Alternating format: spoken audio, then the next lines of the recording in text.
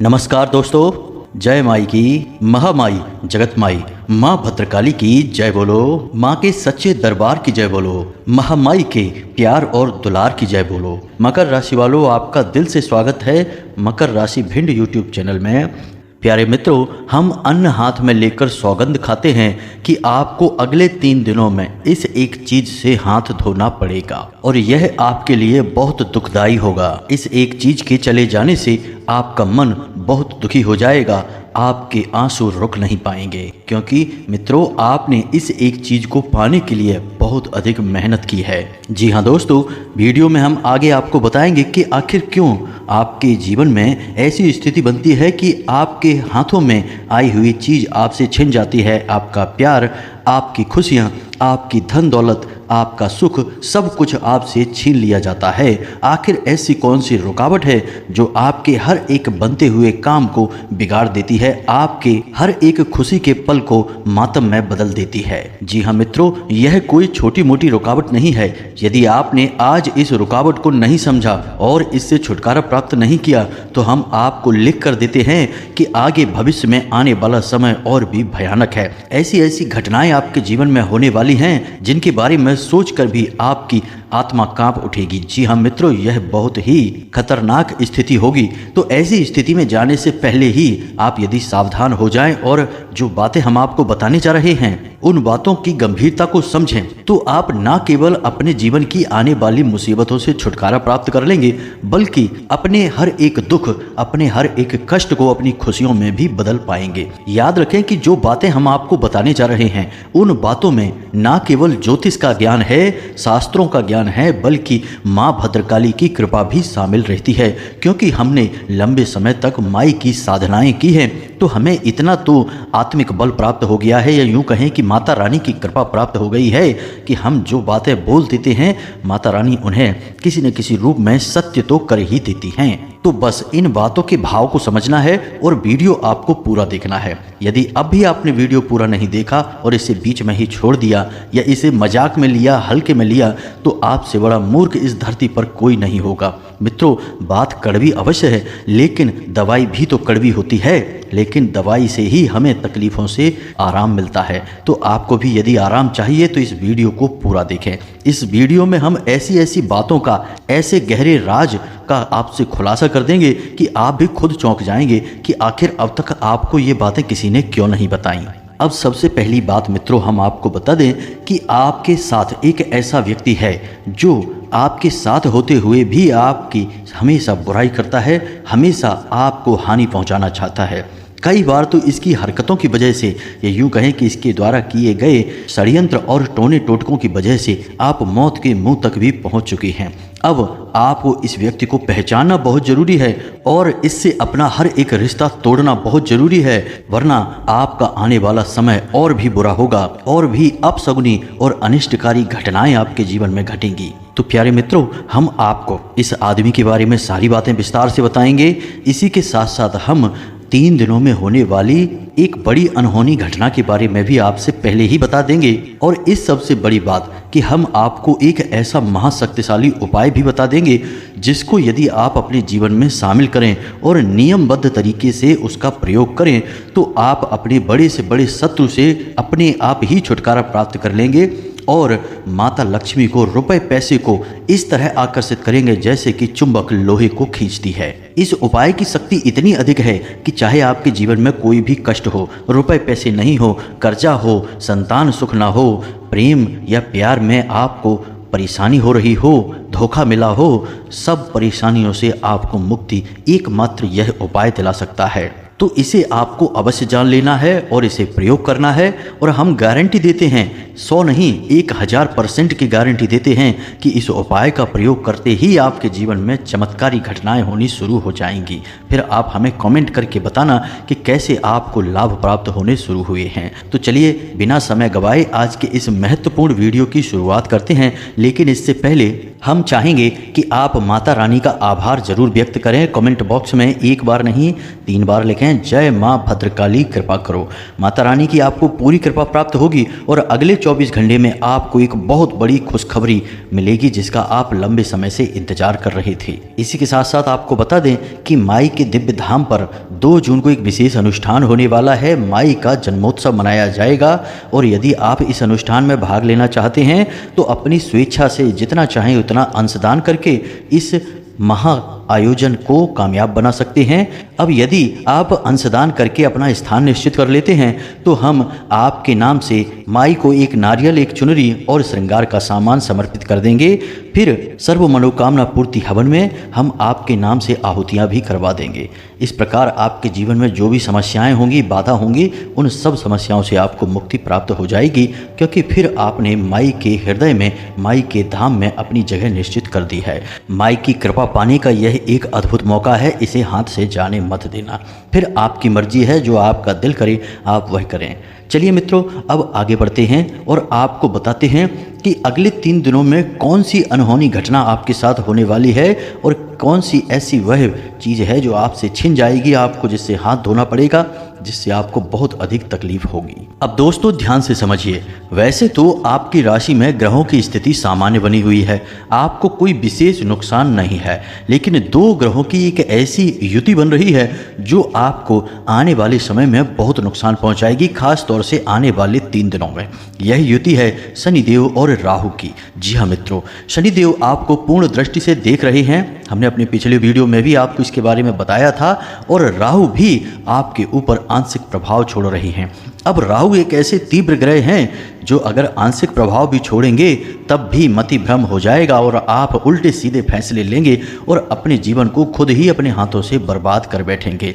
अब शनिदेव आपको पूर्ण दृष्टि से देख रहे हैं तो आपको यहाँ पर थोड़ा सावधान होने की आवश्यकता रहेगी। इसका मतलब क्या हुआ? तो इसका मतलब यह हुआ प्यारे मित्रों कि आपको अगले 3 दिनों में सबसे पहला नुकसान तो यह होगा कि रुपए पैसे की आपके ऊपर परेशानियां टूट पड़ेंगी। कहने का मतलब यह है कि आपके ऊपर अनावश्यक खर्च बढ़ेंगे, आपको ऐसी परेशानी का सामना करना पड़ेगा जिसमें कि आपके पैसे फिजूल खर्ची में जाएंगे। या फिर ऐसा भी हो सकता है कि आप किसी ऐसी जगह पर, ऐसे स्थान पर पैसा खर्च करें, किसी ऐसी चीज़ को खरीद डालें जिसका आप आगे उपयोग ही ना करें, लेकिन आपका पैसा वहाँ फंस जाएगा। या फिर एक स्थिति ऐसी भी बन सकती है कि कोई आपसे पैसे उधार ले लेगा, फिर आपके पैसे अटक जाएंगे, आपका भी काम रुक जाएगा और आपके पैसे भी वापस नहीं मिलेंगे, और फिर जब आप पैसे अपने वापस मांगेंगे तो आपको बुराई मिलेगी, जो कि हमेशा ऐसा ही होता है आपके साथ। तो अब आपको थोड़ा सा सावधान रहना है पैसे के मामले में। अगले 3 दिनों में आपको ये काम भूलकर भी नहीं करने हैं। पहला यह है कि आपको किसी को भी ना तो पैसे देने हैं, चाहे उधार मांगे, चाहे आपकी मदद मांगे, किसी भी प्रकार से मांगे, आपको आपका पैसा नहीं देना है। और यदि देना भी पड़े तो कम से कम पैसा देना, अपनी मजबूरी बता देना, कोई खर्चा गिना देना, कोई ऐसी बात कह देना जिससे कि आपको कम से कम पैसे देने पड़े। दोस्तों हम आपको बता दें कि आप जितना भी पैसा दे देंगे वह फंस जाएगा, आपको वापस नहीं मिलेगा, और यदि वापस मिलेगा भी तो बहुत परेशानियों के बाद मिलेगा। तो थोड़ी चतुराई से यहाँ पर आपको काम लेना होगा। अपने जीवन की कोई परेशानी बताकर उसे टाल देना, पैसे मत देना।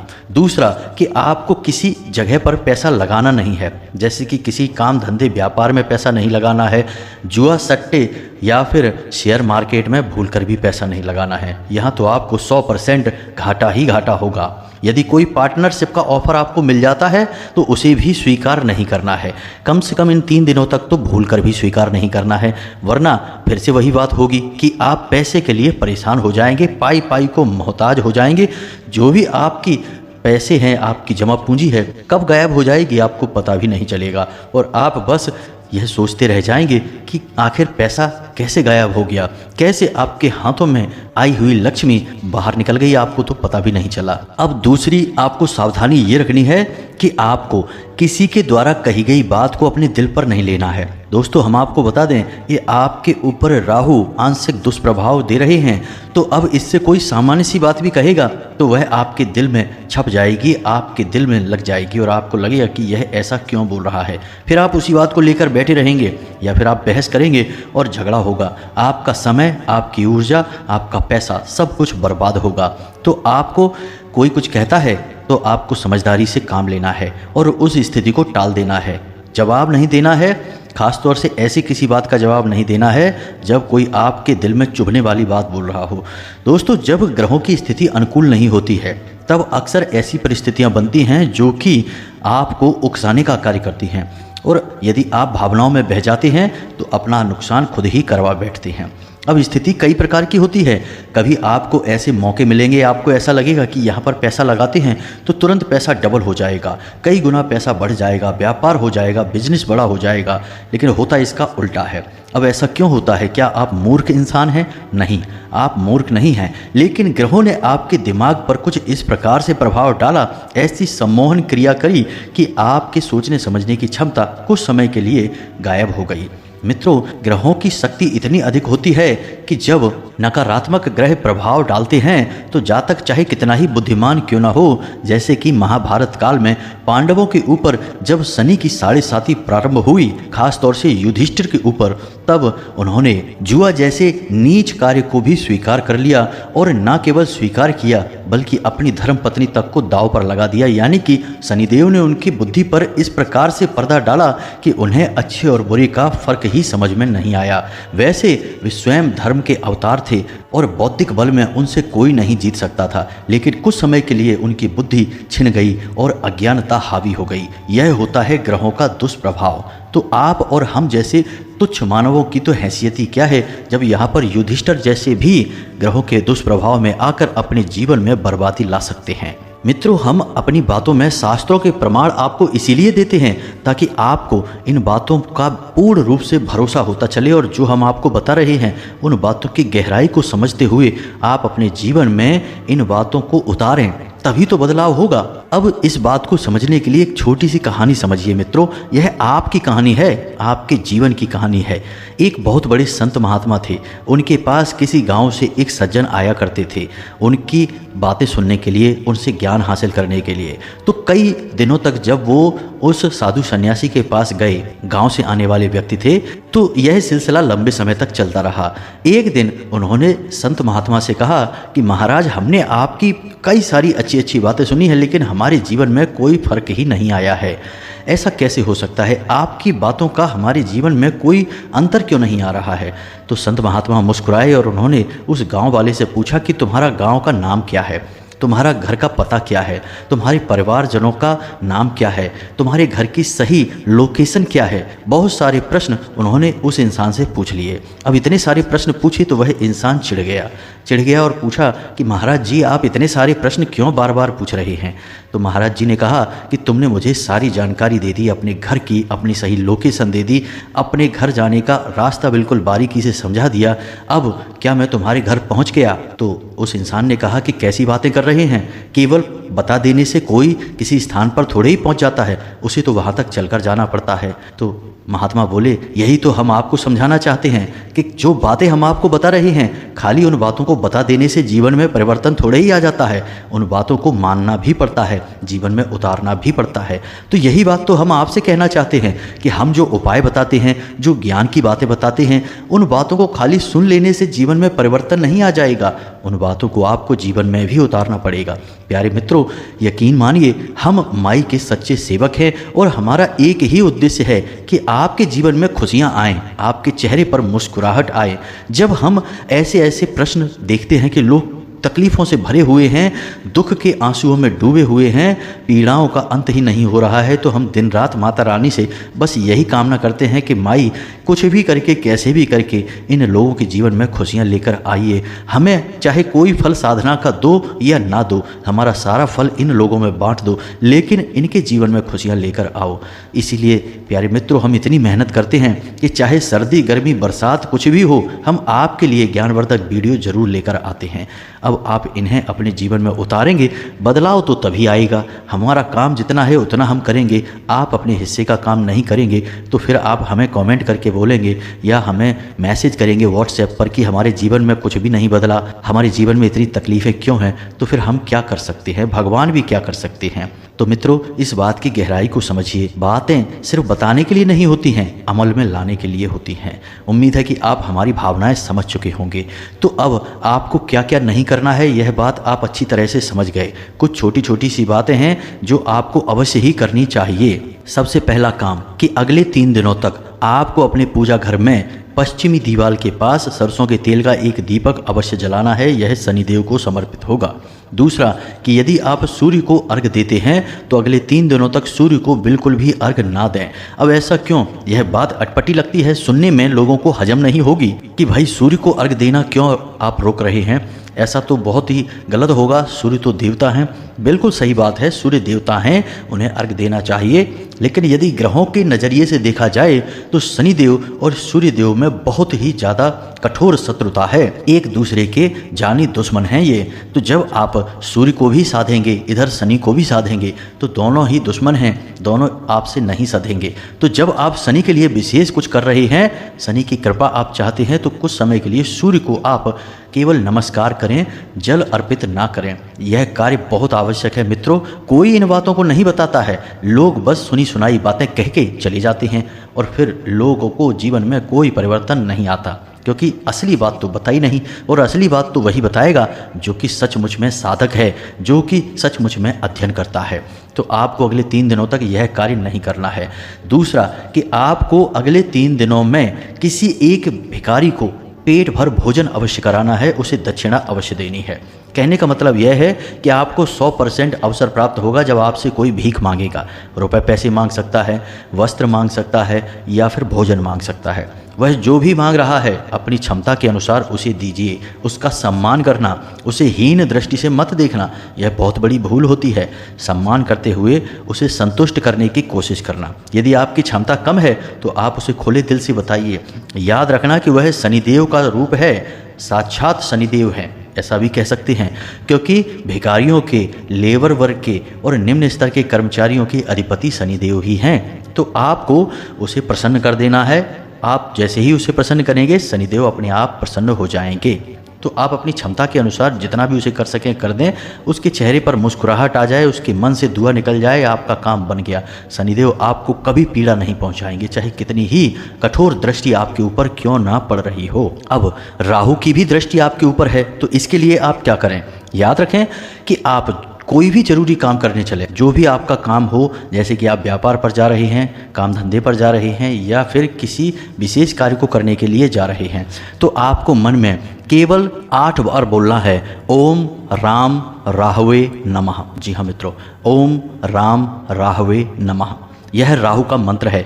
इस मंत्र का उच्चारण आपको 8 बार करना है, मन ही मन करना है, बोलकर नहीं करना है। तो आपके ऊपर राहु की जो कुदृष्टि है वह अच्छी दृष्टि में बदल जाएगी, आपके काम बन जाएंगे। याद रखना, ज्योतिष शास्त्र में एक मशहूर कहावत है कि जिसे राहु मारे उसे फिर कोई ना तारे, और जिसे राहु तारे उसे फिर कोई ना मारे। यानी जिसके साथ एक बार राहु सकारात्मक हो गए, उसे दुनिया की कोई ताकत मार नहीं सकती है। वह चरम सीमा तक पहुंचेगा, राजा बन जाएगा, और वो भी रातों रात। राहु आकस्मिक लाभ देने के लिए बहुत अधिक मशहूर हैं। तो आपको राहु की कृपा भी प्राप्त करनी ही पड़ेगी। तो यह कार्य राहु के लिए बहुत आवश्यक है। अब आप ध्यान से सुनिए, हम आपको आपके शत्रु के बारे में बताने जा रहे हैं, उसके नाम के बारे में बताएंगे, उसकी पहचान बताएंगे। अब यदि आपने वीडियो को बीच में छोड़ दिया मित्रों, तो आप फिर से वही भूल कर बैठेंगे जो आप हमेशा करते हैं, यानी कि जल्दी का काम शैतान का। आप जल्दबाजी में यहाँ से निकल जाएंगे और फिर से वही होगा जो होता चला आ रहा है, यानी कि केवल जीवन में दुख ही दुख और कष्ट ही कष्ट। फिर बाद में हमें कमेंट करके मत कहना कि गुरुजी हमारे जीवन में इतनी तकलीफें क्यों हैं, दुखों का अंत कब होगा। ध्यान से सुनिए मित्रों, सब दुखों का अंत केवल ज्ञान के माध्यम से ही हो सकता है। तो अब ध्यान से सुनिए, जैसा कि हम देख पा रहे हैं आपकी राशि को और माई की कृपा की अनुभूति के आधार पर आपके जीवन में 3 नाम के लोग बहुत बड़े शत्रु हैं। इन शत्रुओं से आपको तुरंत पीछा छुड़ा लेना चाहिए। ये तीनों के तीनों आपके ऊपर राहु केतु की तरह मंडरा रहे हैं और आपके जीवन को बर्बाद करना चाहते हैं। आपके अपने ही हैं, आपके आसपास हैं। अब ऐसा हो सकता है कि इन 3 में से कोई 2 नाम का व्यक्ति या फिर कोई 1 नाम का व्यक्ति आपके आसपास हो। यह तो आपके पिछले जन्मों के पुण्य प्रताप पर, आपके देवी देवताओं की कृपा पर निर्भर करता है कि आपकी कितनी रक्षा हो रही है। लेकिन यदि आपके सारे देवता आपसे रूठे हैं, कोई आपके ऊपर विशेष कृपा नहीं कर रहा है, तो आप इन तीनों से ही घिरे हुए हैं। इस तिकड़ी ने आपको बर्बाद कर रखा है, फिर तो आपका जीवन नर्क के समान होगा। तो अब ध्यान से समझिए कि क्या है इनके नाम। तो सबसे पहला जा अक्षर का व्यक्ति है। जी हाँ मित्रों, जा अक्षर के व्यक्ति से आपको हमेशा बचकर रहना है, यह आपके लिए बेहद घातक है। दूसरा, आ अक्षर का व्यक्ति है। जी हाँ मित्रों, जिसका नाम आ अक्षर से शुरू होता है, इस व्यक्ति से आपको बचकर रहना है, यह भी बहुत ही खतरनाक है आपके लिए। और तीसरा, सा अक्षर का व्यक्ति। जी हाँ मित्रों, सा अक्षर का नाम का व्यक्ति हमेशा आपको पीड़ा पहुंचाएगा, कष्ट पहुंचाएगा, कभी आपका भला नहीं कर सकता है। तो अब आप अपने आसपास, अपने रिश्ते नातों में और अपने नज़दीक जिनसे आप दिन रात मिलते हैं, ऐसे लोगों पर नज़र डालिए। और हमने जो आपको बताया है, इस बात को केवल अपने मन में रखिए, गुप्त रखिए, किसी से बताना नहीं, बस अपने मन में आंकलन करना। यदि किसी से नाम मिलता है कि जैसे आपके साथ कोई ऐसा व्यक्ति जिसका नाम आ अक्षर से शुरू होता है, तो उस व्यक्ति के बारे में गहराई से विचार करना, सोचना कि उसने आपके साथ क्या किया है, क्या मुसीबत में वह आपके साथ खड़ा था, क्या उसने पीठ के पीछे आपकी बुराइयां की हैं, क्या वह आपकी बातों का मजाक उड़ाता है, क्या वह सचमुच में आपका सच्चा साथी है, शुभ चिंतक है। ऐसे प्रश्न उसके बारे में खुद से पूछना, और हम आपको लिख कर देते हैं कि इसमें से हर एक प्रश्न का जवाब आपके लिए वही आएगा कि वह इंसान आपके लिए अच्छा साथी नहीं है। और जब आपको पता चल जाए तो तुरंत इस रिश्ते से पीछा छुड़ा लेना, मतलब कि आप इससे दूरी बना लेना। रिश्ता मत तोड़ना, बस इससे दूरी बना लेना, और अपनी ज़रूरी बातें इसे भूल कर भी मत बताना। अब हम आपको उस उपाय के बारे में बताते हैं, यह बहुत आवश्यक है मित्रों, इसे भी आपको जानना बेहद ही ज़रूरी है। और इन चीज़ों को आपको अपने घर लेकर आना है और इनका विशेष अनुष्ठान के बाद प्रयोग करना है, विशेष स्थान पर इन्हें रख देना है, और आपके जीवन में परिवर्तन आने की शुरुआत हो जाएगी। तो आपने लघु नारियल के बारे में कभी सुना है क्या? यदि नहीं सुना है तो हम आपको बता दें कि यह नारियल का ही एक छोटा स्वरूप होता है। तो यदि आपने लघु नारियल के बारे में नहीं सुना है तो आप जाएं किसी किराने की दुकान पर और उससे पूछें, वह आपको बता देगा लघु नारियल क्या है। बाजार में थोड़ा सा ढूंढेंगे, आपको मिल जाएगा। तो आपको 2 लघु नारियल लेकर आने हैं। जी हाँ मित्रों, ध्यान से समझना है, और इस उपाय को आपको शनिवार के दिन करना है। शनिवार के दिन ही इस उपाय का महत्व है। अब याद रखें कि हम नारियल को इतना महत्व क्यों देते हैं।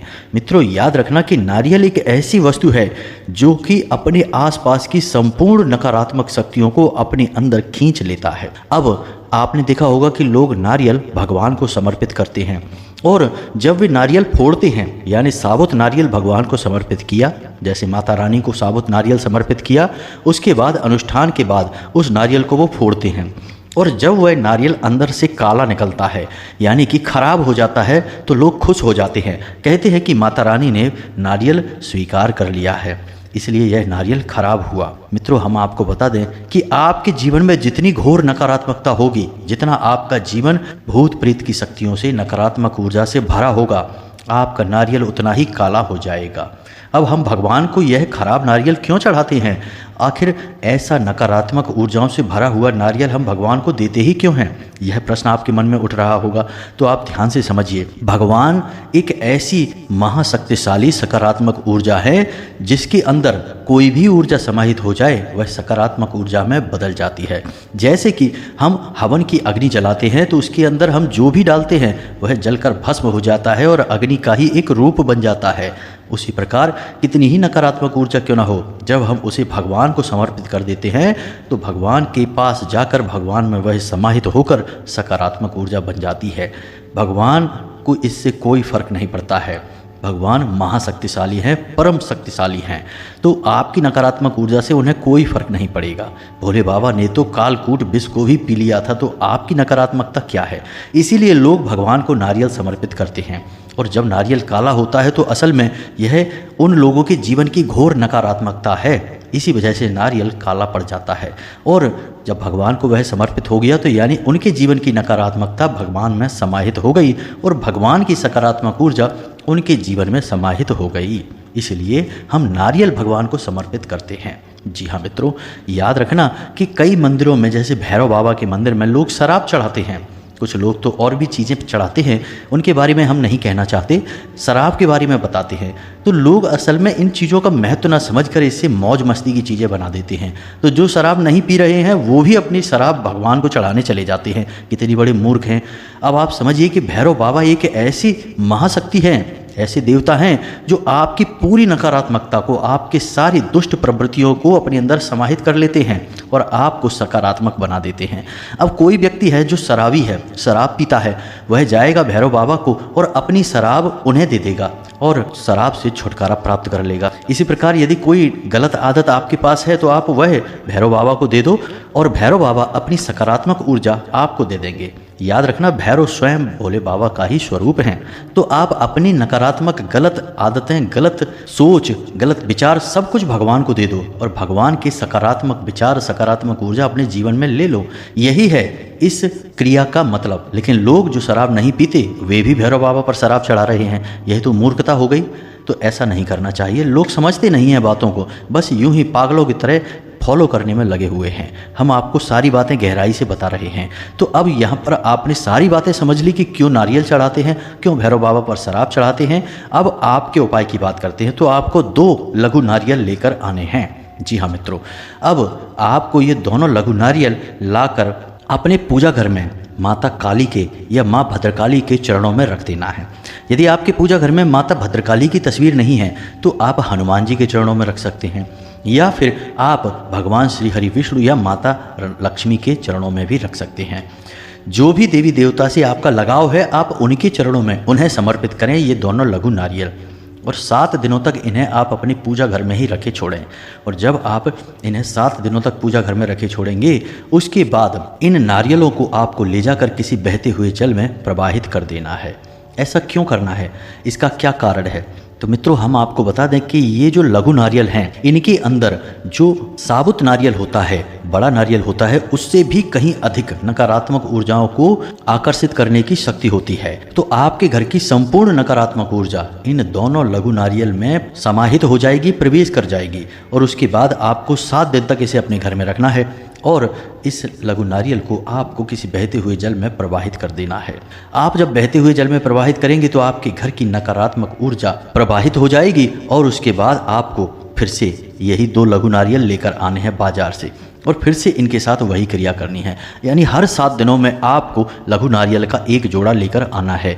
अब जैसे हम बड़ा नारियल 1 चढ़ाते हैं वैसे ही लघु नारियल 2 चढ़ाते हैं। जी हाँ मित्रों, अब जब हमारे जीवन की नकारात्मक ऊर्जाएं उन लघु नारियल में समाहित हो जाएंगी तो वे हम बहते हुए जल में प्रवाहित करते हैं और बहते हुए जल में जब हम प्रवाहित करते हैं तो शास्त्रों में लिखा है कि बहते हुए जल में प्रवाहित की गई कोई भी चीज दिव्य शक्तियों को समर्पित हो जाती है। इसीलिए आपने देखा होगा कि देवी देवताओं का विसर्जन बहते हुए जल में ही किया जाता है, उन्हें प्रवाहित कर दिया जाता है क्योंकि वे जिस दिव्य धाम से आए हैं उसी दिव्य धाम में वापस चले गए हैं। तो आपने ये नारियल देवी देवताओं को समर्पित किए, बाद में ये आपने बहते हुए जल में प्रवाहित कर दिए, यानी कि उन्हीं के दिव्य धाम में उन्हें पहुंचा दिया। अब आप फिर से नए 2 नारियल लेकर आए और फिर से आपने यही क्रिया की। हर 7 दिनों तक आपको यही क्रिया करनी है। कोई मंत्रोच्चारण नहीं, कोई अनुष्ठान नहीं, कोई कार्य नहीं, बस रखिए और उसके बाद ले जाकर विसर्जित कर दीजिए। अब पूजा की अलमारी में ही रखेंगे तभी इसका विशेष फल आपको प्राप्त होगा। और मित्रों एक बात आपको हम और बता दें यहाँ पर जो कि बहुत विशेष है कि यह जो उपाय है इसे कई बार, सैकड़ों बार, हजारों बार आजमाया गया है और जैसे ही लोग इस उपाय को करते हैं तो पहले 7 दिनों में ही उनके जीवन में परिवर्तन होने शुरू हो जाते हैं। घटनाएं अच्छी घटनी शुरू हो जाती हैं, शुभ समाचार मिलने शुरू हो जाते हैं और किसी भी प्रकार का यदि दोष लगा है, चाहे पितृ दोष हो, चाहे राहु दोष हो, चाहे किसी भी प्रकार का दोष हो, काल सर्प दोष हो या फिर पितृ दोष हो, सारे दोषों की शक्ति कम होने लगती है और जीवन में आनंद बढ़ने लगता है। तो बस आप इस उपाय को करिए, फिर इसके कैसे प्रभाव हुए इसके बारे में हमें कमेंट करके बताना। अब इसी के साथ साथ आज के इस वीडियो से विराम लेते हैं। पूरे भक्ति भाव से कमेंट बॉक्स में जय मां भद्रकाली कृपा करो अवश्य लिखना। आपके जीवन में निश्चित ही खुशखबरियां आएंगी, हमें पूरा भरोसा है। माई के दिव्य अनुष्ठान में भाग लेने के लिए आप अंशदान भी करना और इस कार्यक्रम को सफल अवश्य बनाना। मिलते हैं अगले ज्ञानवर्धक वीडियो में, तब तक के लिए धन्यवाद। हमेशा हंसते रहें, मुस्कुराते रहें, माता रानी की आपको पूर्ण कृपा प्राप्त होती रहे। इसी के साथ जय माई की, जय मां भद्रकाली।